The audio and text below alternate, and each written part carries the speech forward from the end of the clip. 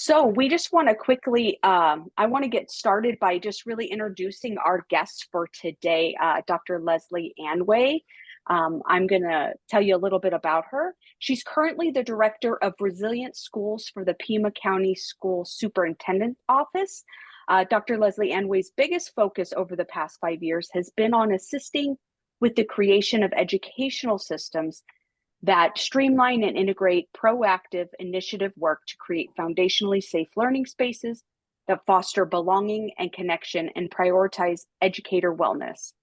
Leslie is a national presenter who trains and consults with practitioners, schools, and districts around the state, but she remains an educator at heart with over 25 years of direct experience in the schools as both a teacher and a school psychologist. So Leslie adores being a lifelong learner who learns on a daily basis from the hardworking humans and kindred spirits she interacts with, as well as from her 3 spirited grandchildren. So we just want to, Dr. Anway, just thank you so much for being here today and taking your time to talk about social emotional learning with us. So please take it away. All right, thank you so much. Very happy to be here today with all of you. And it looks like I've got a few familiar names and faces on the call too. So I have done some work with a lot of, especially school mental health professionals around the state. So, and I know some of you probably have a good understanding of this, but I think these conversations right now are particularly helpful because there's a lot of there's a lot of politics out there, and there's a lot of what terminology should be used, what's what, and so we're doing a lot of kind of clarifying of that.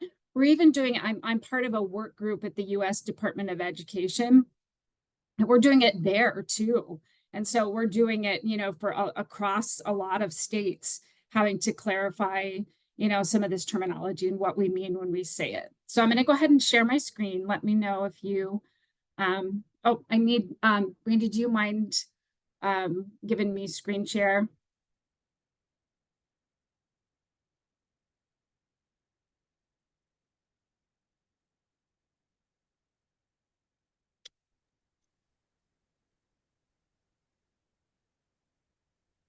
All right, are you guys able to see that? Yes. Okay, wonderful. So we're going to talk, and as I go, please feel free to speak up, to throw questions out, to put them in the chat. There'll be some time at the end for questions, but as I'm going through it, don't hesitate to stop and ask me anything. I'm happy to take any questions that you have along the way. So really what we're going to talk about today is social emotional skills, the etiology of SEL, so social emotional learning, and then best practices around that. So I don't really need to introduce myself because Brandy already introduced me and did a fabulous job. So I am also an ACES Consortium trainer. I'm a trainer of a whole bunch of things. I think I was in the first group that was trained as an ACES Consortium trainer back a while back. But yeah, as I said, I've been in education for about 20, almost 30 years now. And I was in direct practice for a lot of years. And so this is where a lot of this stemmed from for me, was doing the direct work and then pulling away from it eventually. So right now I am with the Resilient Schools in Pima County School Superintendent's Office. And the vision of my department is what you see on your screen here. So to assist practitioners in the creation of foundationally safe learning spaces where students and staff are regulated and feel seen and heard. Because we know that a sense of felt safety paves the way for enhanced levels of resilience, belonging, connection, which ultimately leads then to higher academic achievement and greater teacher retention. And so that's kind of the basis of everything that I do. And all these things really nicely fall under that umbrella. So first of all, when we're looking at social and emotional skills, we want to look at what is their function. And really the function of most of our social and emotional skills are these. So we know that they are essential for connection. So we always talk about connecting with others. Well, social and emotional skills are the building blocks of those connections. They're crucial for navigating conflict and making informed decisions. They empower us to manage our emotions and feel empathy. And they help us to build healthy relationships. So that's kind of the function of what they are. When we're looking at all of them, and then we can start looking at some of the terminology. So we have social emotional skills, and then we have social emotional learning. And so a lot of times we are really caught up in this social emotional learning, and we can't use those terms. But really what we're talking about are social emotional skills. And social emotional skills they start at birth. So they're inherent to any kind of interactions and growth. And any type of social emotional development is embedded in learning. You cannot separate that out. So when we're talking about teaching math, when we're talking about teaching reading and writing, those social emotional skills are part of that. It's embedded in that. Social emotional learning, though, is when we make that a little bit more intentional. So we're still looking at those skills, but we're recognizing them, we're modeling them, we're teaching them, we're practicing them, and we're assessing them.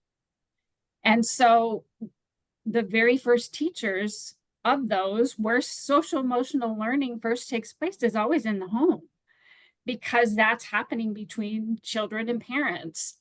And so that's not always intentional, but it's happening. It's happening. It's just part of parents teaching children to grow. And then we know that there's some consensus around which are the essential foundational skills to teach. So if you look at different websites, if you look at different organizations, they differ somewhat, but there is some general consensus about which ones are the essential ones. And we know that Castle is kind of the biggest guru, the biggest player in the field of SEL. And so most states, most organizations have kind of followed along with their chosen foundational skills, but there are certainly others as well. So I want to give you a little timeline of, well, where did all this, if we're talking about social emotional learning, where did this start from? And I know that print is just a little bit small, so I apologize for that. I wanted to get this kind of a little concise timeline onto one screen. So we can actually trace the roots of social emotional skill building back to ancient Greece, because they were the first ones that said, when we're educating a person, we need to educate the whole child. And that's really what that is. We're pulling in these pieces. We're not just doing academics, we have to educate the whole child. And so that's really where it started. Then in the late 60s into the early 90s, a lot of this work started being done through Yale School of Medicine. So that was some early work that was done in New Haven. And Dr. Maurice Elias, don't know how you pronounce that, picked up on that work, and he continued that. And they created the School-Based Promotion of Social Competence Project. So that was in the early 90s. So they were actually credited with the first SEL program. It wasn't until 1994 that Castle came about. And when Castle first came about, that was the collaboration to advance social and emotional learning. So they've since changed their name. 1997, there was a big kind of seminal promoting social emotional learning, the guidelines for educators. That was published and really kind of established those 5 competencies, really established the field. Meanwhile, in 1995, Daniel Goleman's book, Emotional Intelligence, came out, and it was so linked with SEL that it really is what propelled SEL into the mainstream culture. And so there's that link between EQ, or emotional intelligence, and SEL. And that was established really early on, and we're going to talk about that a little bit more. So in 2001, Castle changed their name because they wanted to include academics as part of their name. They changed it to the Collaborative for Academic, Social and Emotional Learning, to make sure that academics were part of the conversation. And then in 2011, there was a federal act, and this was the Academic Social and Emotional Learning Act of 2011. And so this is actually a House bill, and it stipulates that social and emotional learning should be part of our schooling. And so a lot of people who are trying to get funding for social emotional learning will pull that House bill in, because that is a House bill, federal House bill is still in the books. And then from 2012 to what we have now, there was the emergence of all these other organizations who jumped on that bandwagon and continued doing a lot of this work. So that's kind of the timeline or the evolution of where this came about. And then next, I want to look at some of the theories that underlie SEL. So really, there's three main theories that underlie SEL. And one definitely is emotional intelligence, because we're going to look at how they really line up together, or EQ. And then Bandura's social learning theory, and Vygotsky's sociocultural theory. So we have two kind of theories that say learning takes place in the context of others. And so that's really a lot of what social emotional learning is that our learning takes place in the context of others, and that's where academics develop as well. And then we have that early implementation research that was what I already showed you in the timeline that was done in Connecticut under Yale, and Yale's still very active as well with social emotional learning and with EQ as well. So this shows you kind of the overlap. So on the left-hand side there, you see Castle's 5 areas of competency.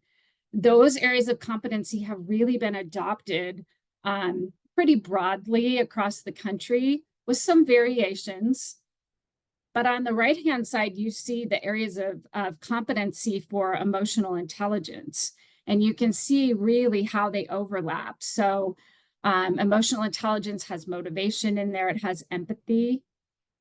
But definitely motivation and empathy kind of cross over with a lot of social emotional learning as well. And if any of you are familiar with Dr. Mark Brackett, he is the founder, and he's the founding director of the Yale Center for Emotional Intelligence. His work, he developed the ruler model of social emotional learning, and his work really continues to meld these two together. He pulls EQ and SEL together to meld the two, and he really stresses that it's not a program, but it's an approach. And so if you want more information on the ruler program or on Dr. Mark Brackett and the work he's doing there, you can scan that QR code that is on your screen. I'm also willing to provide links afterward too if you're not able to scan any of the QR codes.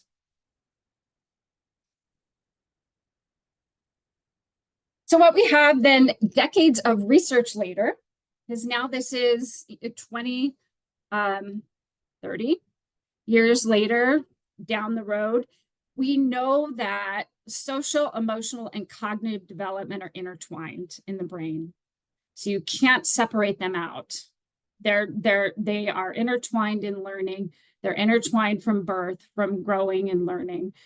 And that social, emotional, and cognitive skills grow in supportive relationships. They're influenced by experience and by context. And that really comes from kind of those theoretical underpinnings that we have. We also know that there are programs and practices that are effective in supporting the growth of these skills. That is where a lot of this social emotional learning comes from, and kind of a proliferation of programs that are out there right now. SEL is now considered a prevention science. So it has been listed as a prevention science. And if you would like more, that little QR code that's up there at the top, you can scan that one just to get a little bit more on the research that's been done there on SEL. So there are some best practices when we're looking at SEL, and some of you may be really familiar with these. But best practices always are that we're going to start with the adults. And I can tell you, I'm 100% guilty of doing that backwards because I didn't always know to start with the adults. So when we start with our adults, we know then that they can be strong in their own skills. Then they're able to model, they're able to reinforce, plus you get a lot more buy-in. And so starting with the adults is really such a critical piece. And then you create the foundation of safety and regulation, belonging and connection. And really that has to be in place before you even start doing some of the social emotional pieces. It's best practice when it's infused into content. So certainly there are some really good programs out there, but when it's delivered by the teacher in the classroom and it's part of the content, that really is best practice. And this is really what it is how teachers teach, it's how leaders lead, it's how students learn, and it's how families parent. Another best practice is that it is aligned and streamlined with other proactive initiatives. So things like PBIS, if you're doing that, if you can align those, things like trauma responsive practices, things like restorative practices, culturally responsive practices. If those are all streamlined and aligned, that is even better. And I'm going to show you a little bit of research about when you combine those. And then definitely it's also best practice if you're able to assess, hey, is this working? Are we making growth? Especially, are our kids making growth? And even if you're looking at adults, are adults making some growth here? And so how are we going to look at that? Because you can assess this formally or you can do it informally. There's a lot of different ways to assess. And so it's really deciding as a site, what do we want? What are our ultimate goals? Do we want to see growth in these certain skills? So how are we going to assess that? And you can scan this QR code if you would like. The Institute for SEL or IFSL, they interviewed me back in November about just tips for creating a whole community-centered social emotional learning program. And they kind of laid it out in steps. So it's just an article. It goes into some of the cohort learning that I do, but it talks about starting with the adults and all of that. We are currently in the process of doing one for the U.S. Department of Ed as well, something kind of similar to this. So just best practices when you're doing social emotional learning and pulling in your families and your communities as well. And then certainly, and this is something that I have really always tried to emphasize, is that when we're doing these, and over on the left, you see the 5 areas of competency from CASEL. So you've got self-management, self-awareness, social awareness, relationship building, and decision-making. And then I like to include self-efficacy and growth mindset in there too, because those are 2 that are really frequently worked on as well. But when we're doing these in a trauma responsive way, we know that it starts with that foundation of safety. And so we can really look at these in a neurobiological way. So we can look at these, okay, if we're looking at safety first, we're looking at the brainstem. What happens in the brainstem? The competencies really that align with that are self-management and self-awareness. And so we can really start with a heavy focus on those, because when we are able to get the self-management, self-awareness part really down pat, and that includes adults too, because I work with a lot of adults who those areas are not really strong, because we want our adults to be really strong in those areas that they can model. Then once those are strong, then we can move up into that limbic system area and really start to work on, okay, now I'm really strong here. So now I can start working on social awareness and relationship building, because I've got this inner part down, and now I can work on these skills. Once those then are down pat, or feeling a little bit more confident, then we can move up into decision making, because decision making we know is up in the cortex and is in the cognitive part. And if those other skills haven't been covered, we're not going to get up there anyway. And so a lot of times it's the same thing that we see in the classroom, that a lot of times teachers will jump straight into teaching without doing something to regulate the brain, without doing something to create a place of safety first. It's kind of the same concept, is that we can't jump straight to let's work on decision making when we have kids who are really not very good with their own self-management skills or their self-awareness, because they're not going to be able to make great decisions if they haven't really worked with those areas as well. It's not, and I know it's not that easy in a school situation to separate those out and really work on them sequentially, because all of it happens all at once, all the time. So, but you can really try to focus on some of those and make it work a little bit more sequentially. So if we're looking at social emotional skills, then what do you think? What would you say? When do we teach them? When do we use them? And who teaches them? What do you guys say? You can put things in the chat, or you can unmute yourself if you want to answer any or all of these.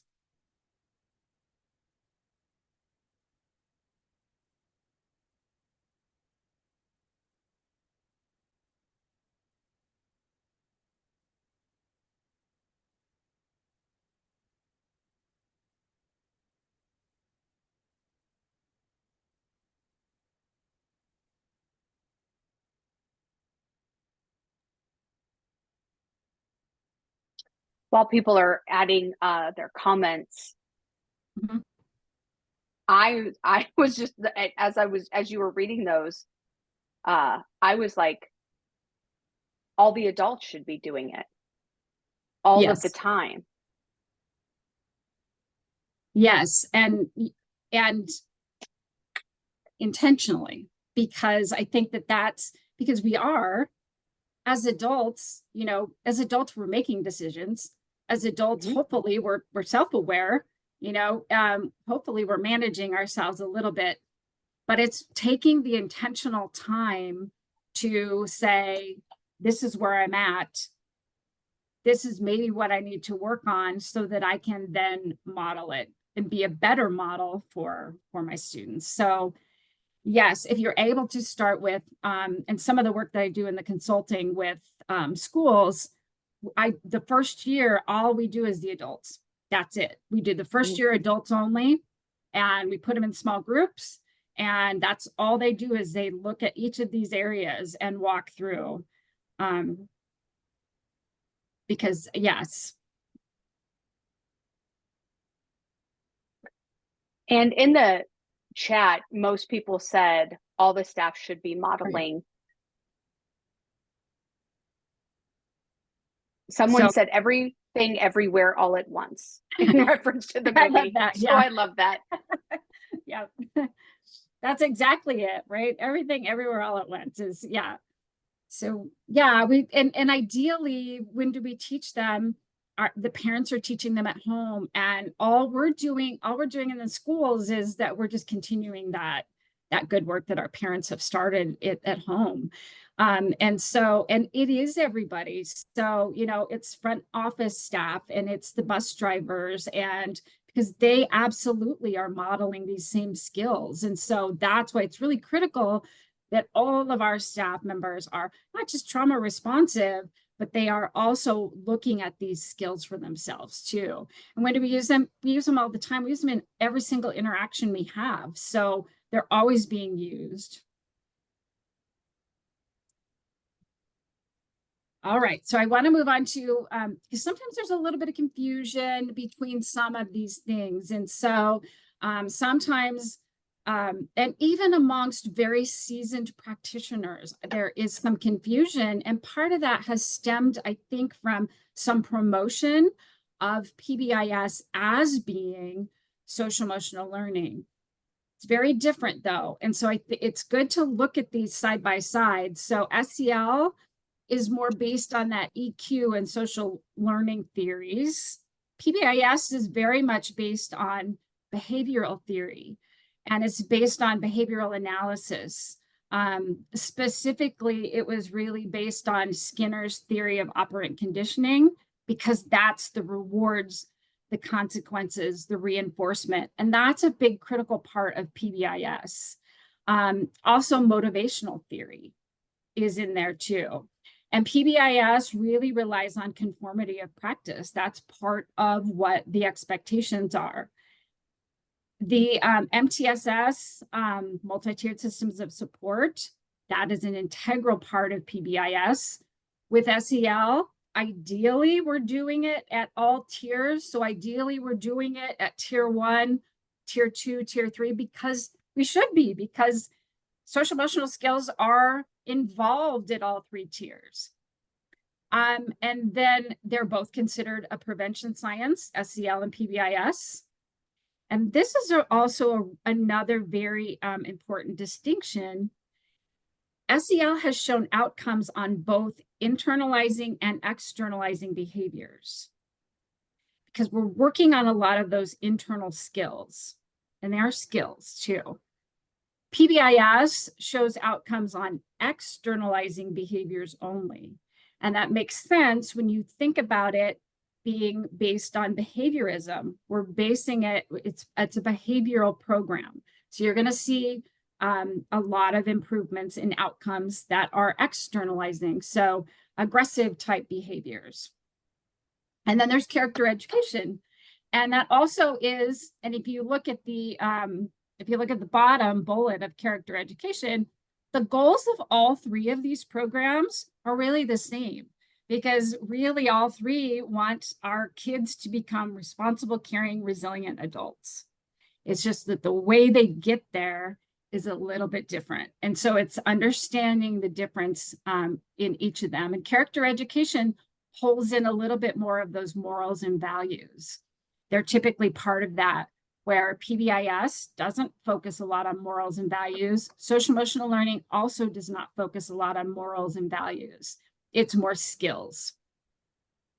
And character education it's a multifaceted theoretical approach. There's like 5 different theories that went into creating it. Behaviorism was one of them, but there was constructivism, there's cognitivism.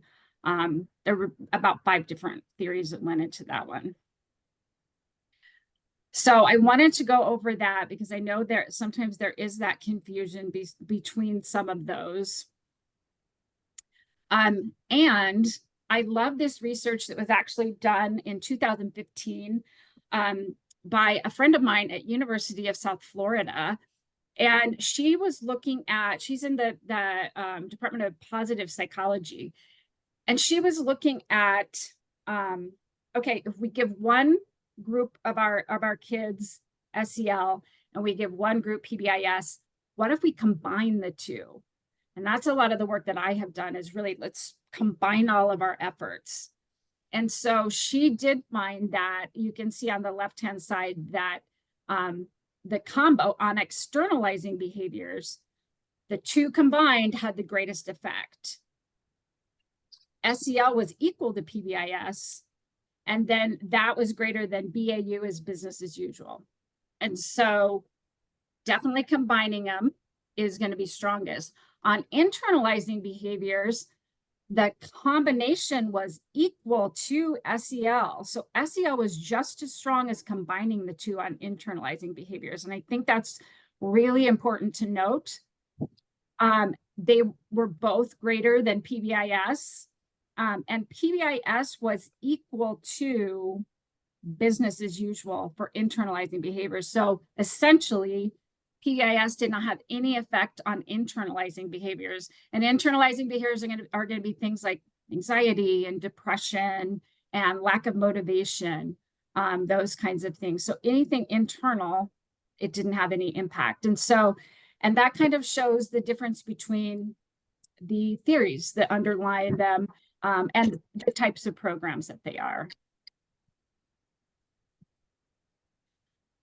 So this was some of the work that I did about 3 years ago, and we published it, copyrighted it, and we are, my partner and I, business partner and I are creating a workbooks just about to be published. But what this is it's looking at, okay, all the work that we're doing in schools, ideally, what we're trying to do is create this place of safety, foundational safety. But we know we have all these really great proactive initiatives. One of those is SEL. One of those is trauma responsive practices. One of those is restorative. One of those is PBIS. And we also have the neurosequential model as well. And so if you're doing all of these things, why don't we just streamline them? Let's pull them all into so that at tier 1, we can do 1 or 2 practices and it covers all of them. And when we do that, that equity is woven throughout, and we do create, and when we do them in a trauma responsive way. So when we look at, okay, is this a safe place first? And then, do I belong here? And then we go up to the learning space. And so making sure that again, that's all done sequentially.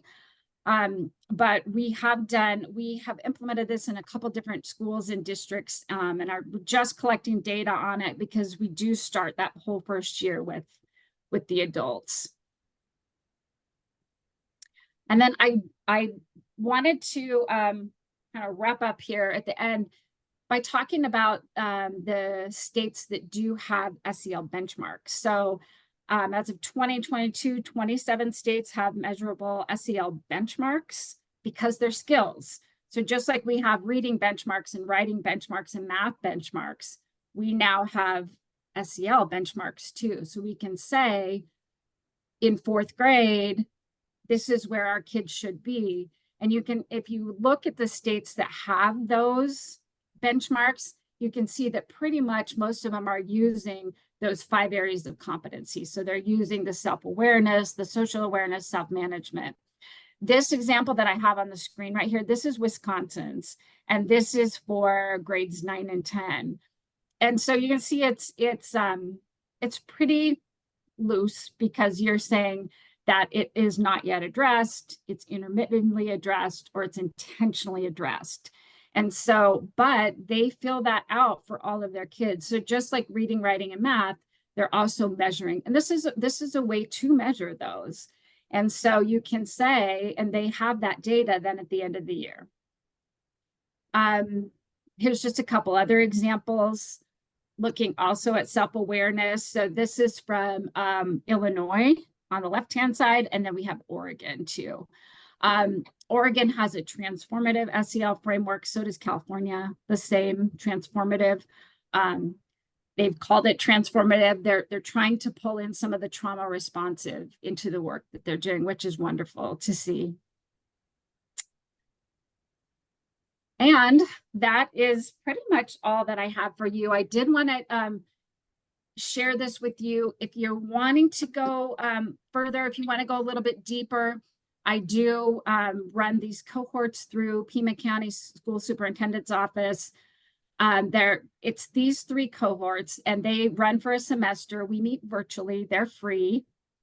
And we meet every 2 weeks typically. So I do an adult SEL or adult resilience cohort that's a train the trainer, a trauma responsive cohort, and an integrated resilience cohort. And so we just can go a lot deeper into some of this if any of you are interested. Also, if you're interested in going deeper on some of this, I'm going to have a youth SEL panel at this conference that's going to be moderated by a couple of national SEL experts.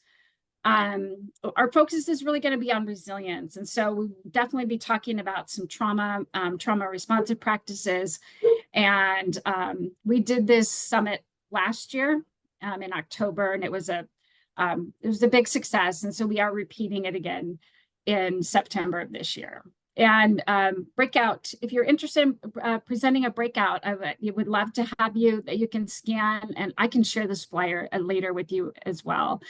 But breakout proposals are officially now open, due in April 15th, and the exhibitor registrations are open. And I want to end by reading this poem to you. Some of you may have heard it, but I just absolutely love this poem. It is called Joy by Donna Ashworth. And it goes like this. Joy does not arrive with a fanfare on a red carpet strewn with the flowers of a perfect life. Joy sneaks in as you pour a cup of coffee, watching the sun hit your favorite tree just right. And you usher joy away because you're not ready for it. Your house is not as it must be for such a distinguished guest. But joy cares nothing for your messy house or your bank balance or your waistline, you see. Joy is supposed to slither through the cracks of your imperfect life. That's how joy works. You cannot invite her. You can only be ready when she appears and hug her with meaning, because in this very moment, joy chose you. So I love that poem, and I just wanted to share that with you. That's Joy by Donna Ashworth. And that is all. I would love any questions, any thoughts that you have. And there's my contact if anyone would like to contact me. I'm pretty good about responding pretty quickly to my email.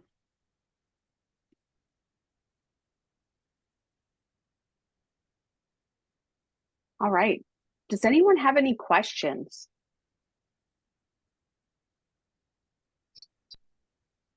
Hi, Brandy. This is Leah. I have a question. Thank you so much for the presentation. And I wanted to ask you about the research.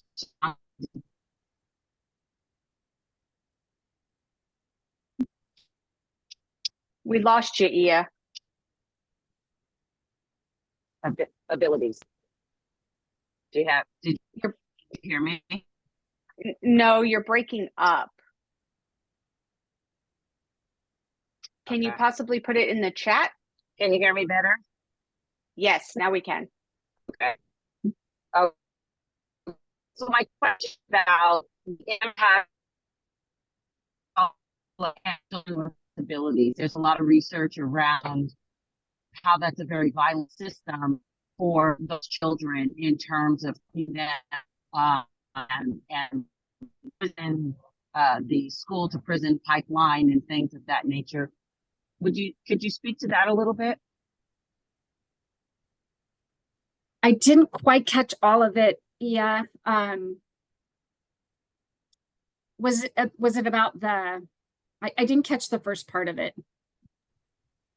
The first part of it was about PBIS being so detrimental to children of color and children with disabilities, and how it sets in motion this tracking that helps with this school to prison pipeline for children of color. So I wanted to ask if you have different research around PBIS or different implication of PBIS with children of color and children with disabilities. I love that question, Ia, and thank you for bringing that up. There is, and especially within the last 5 to 7 years, there is research showing that some PBIS, especially when it is not done in a trauma responsive way and inherently PBIS is not trauma responsive. Inherently, PBIS is behaviorism. And so if we are strictly doing a behaviorist program, then we are going to see those types of effects. And that is what the research shows, that that it does contribute to the school to prison pipeline. It does contribute to more of our students of color being suspended, even having IEPs, having special education services, because it is behaviorist without context, without putting environments of safety in place first, which is such a level the playing field. When our kids are coming in from all over the place, completely dysregulated, and we need to create that safe place, that's on the school. You know, that is on the school to create that place of safety. But PBIS can be done in a trauma responsive way. It is typically not. And so you are 100% right, yeah, on that research that has definitely borne that out. Okay, thank you so much. Mm-hmm.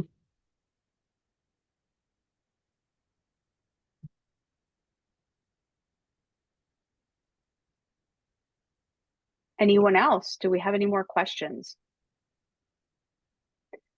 I think that I didn't necessarily have a question, but I think something that just really stood out to me is, you know, teaching trauma responsiveness, we're always going to that self-awareness and self-management, right?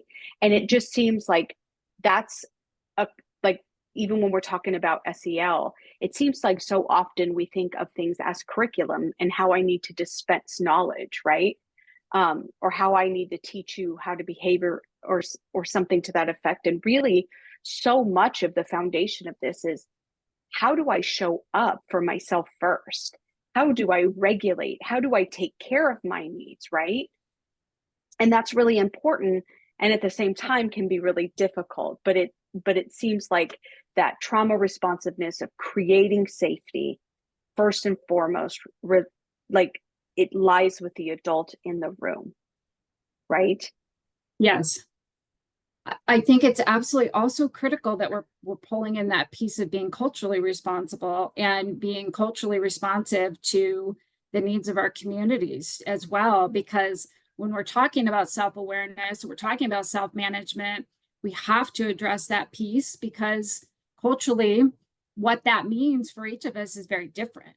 And so, you know, making sure that when we're doing any of the work, that it's not a, you know, a packaged, you know, kind of scripted program of any kind, that we're looking at who's my audience, who's here in the room with me, and bringing in all their many strengths that they have to the table.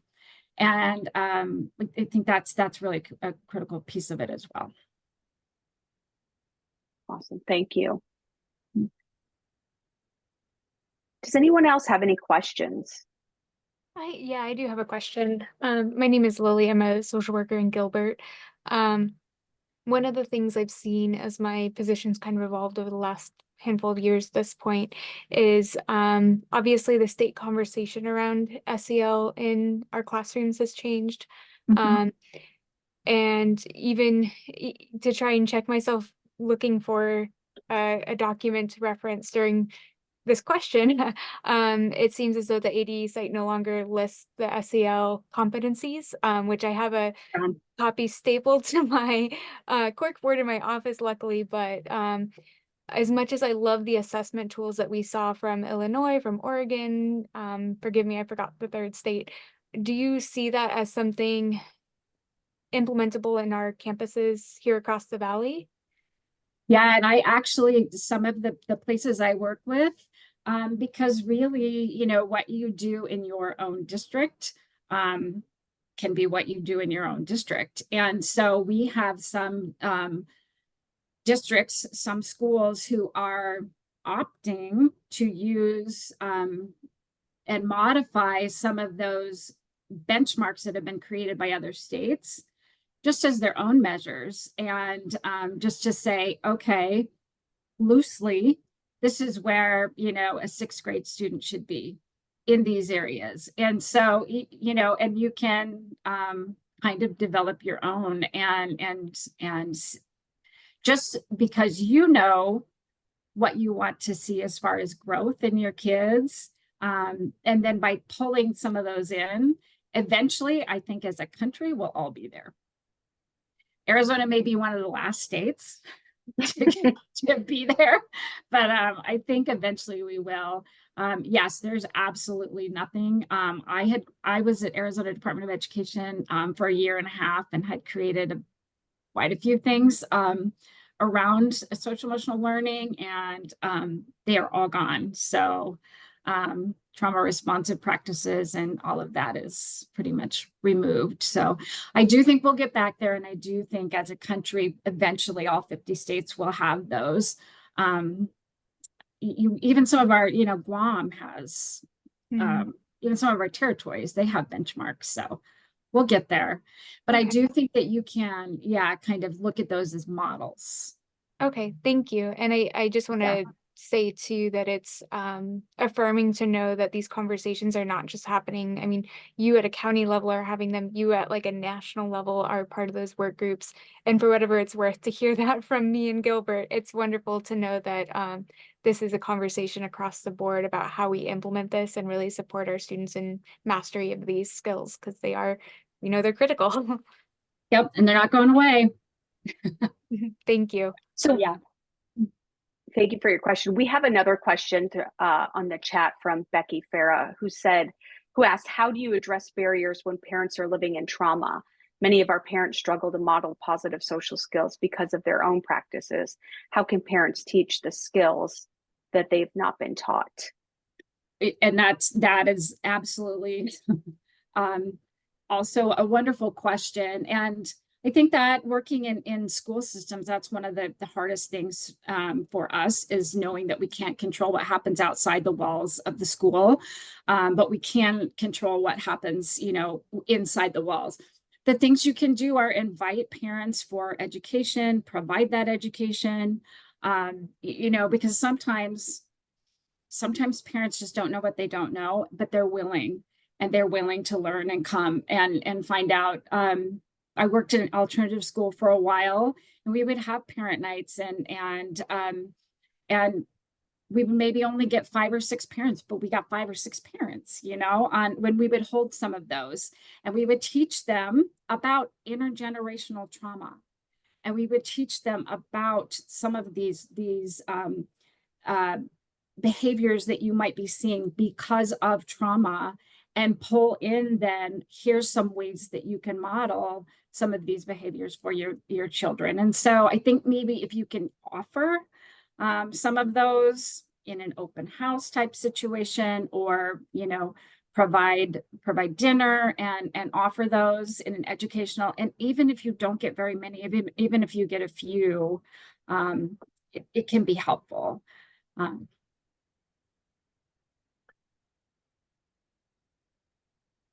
Also, we had someone ask if we could get a copy of the slides for this presentation. Is that possible? And Yes. You can send it to me, and I will make sure Okay. everybody gets it. Thank you so much. Mm-hmm. And then Ia said in the comments, in Arizona, depending on the school and the district, children of color are 2 to 8 times more likely to be suspended and expelled than dominant culture students, even when they make up a small fraction of the population. Yes. And that also is true. There is research on social emotional learning. Definitely we know on trauma responsive learning as well. I'm keeping my fingers crossed for when we pull all of these things together, what kind of outcomes can we see? But there is some research, and I'll see if I can find that for you, Ia, on social emotional learning, how that kind of helps level that gap out a little bit for schools and districts who are doing not just social emotional learning, but typically trauma responsive social emotional learning, providing, you know, restorative practices at the beginning of the day, or something that helps to level the playing field. So I'll look for some of that research for you. But I know right now in our state that those, those numbers aren't great. Yes. Thank you.